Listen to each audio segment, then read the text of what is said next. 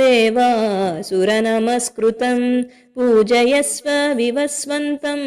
भास्करं भुवनेश्वरं सर्वदेवात्मको ह्येषः तेजस्वीरश्मिभावनः